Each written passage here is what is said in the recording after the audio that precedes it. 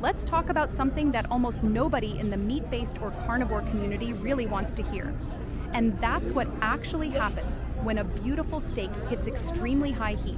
Because that sizzling crust, that smoky aroma, and that perfect char we all associate with flavor may also come with compounds scientists have been studying for decades because of potential cancer risk. Now, this is not an anti-meat conversation. Meat itself is incredibly nutrient-dense. The issue isn't the steak, it's how we cook it. Today, we're going to unpack what happens chemically during high-temperature searing and grilling, why compounds called PAHs and HCAs form, why this matters especially for people eating meat daily, and most importantly, how you can dramatically reduce risk without sacrificing flavor. Let's start with what happens when you sear a steak. When meat hits a very hot surface, usually above about 400 to 500 degrees Fahrenheit, several chemical reactions ignite at once.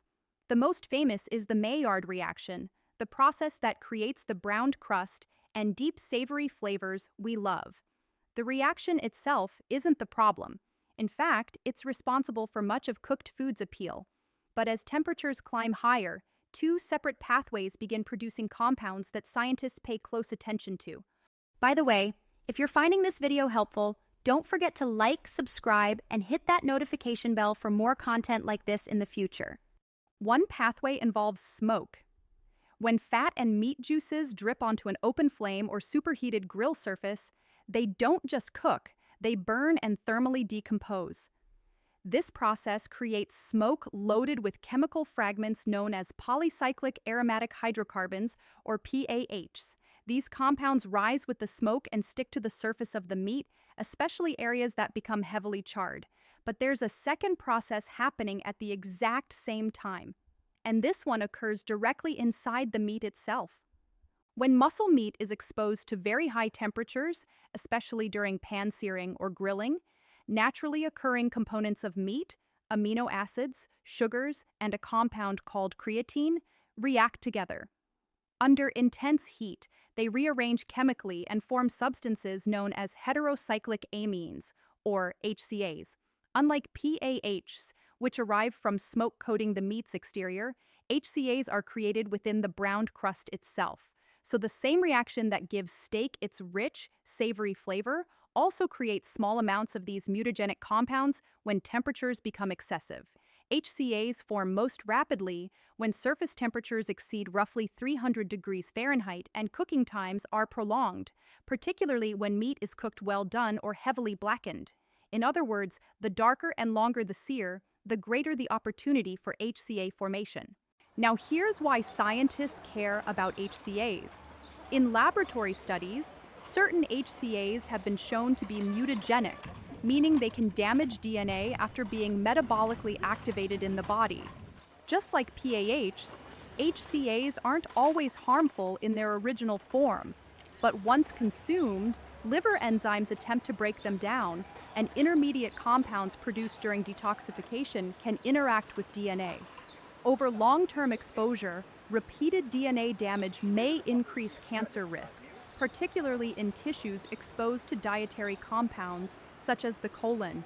And this is why epidemiological studies often examine associations between frequent consumption of heavily grilled or pan-fried meats and certain cancers.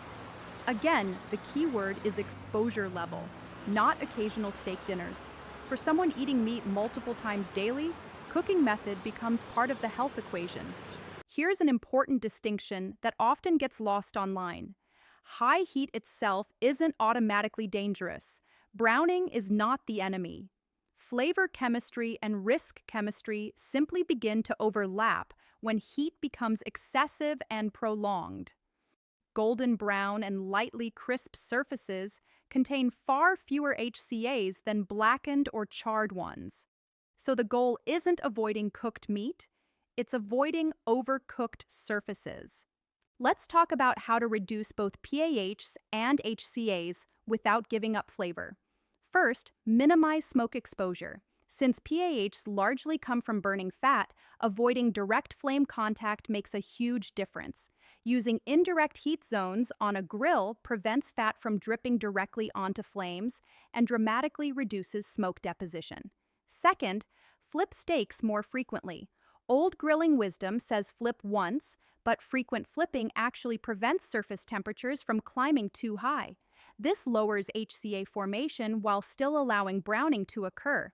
You get the crust, just without prolonged overheating. Now let's talk about a method that surprises many steak lovers: air frying. Air fryers cook using rapidly circulating hot air rather than combustion.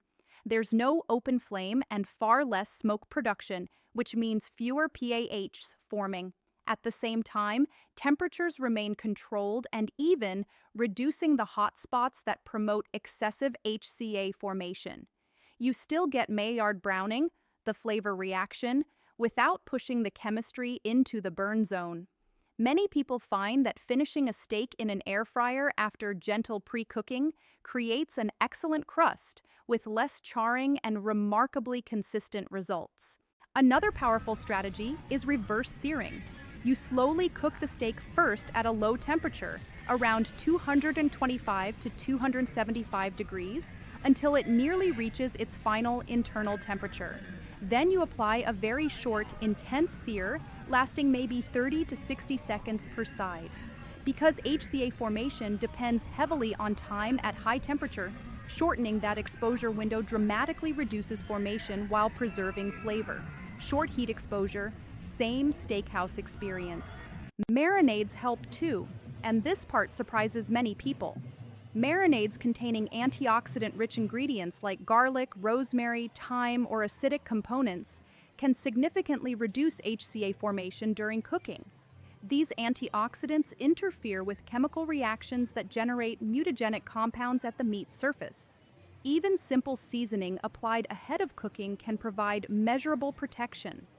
Another simple adjustment is trimming excess exterior fat before grilling. Less dripping fat means less smoke, fewer PAHs, and cleaner heat overall. You're not removing nutrition in any meaningful way. You're reducing fuel for combustion. And here's the big picture. Humans evolved cooking food. Cooking improves digestion by denaturing proteins and increasing nutrient availability. The problem isn't cooking, it's burning. Flavor lives in the browned zone. Risk rises in the charred zone.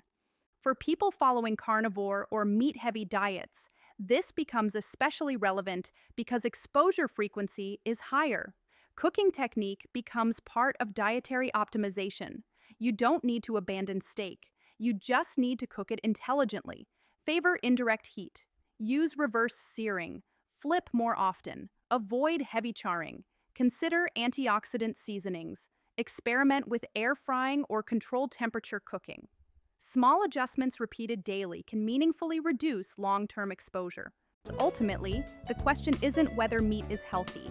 The real question is whether modern ultra-high temperature cooking methods introduce compounds our bodies were never meant to encounter repeatedly. Understanding the chemistry lets you keep the flavor, keep the nutrition, and quietly reduce unnecessary risk. And once you understand what's happening beneath the sizzle, you can enjoy your steak with both confidence and better control over how it affects your health long term.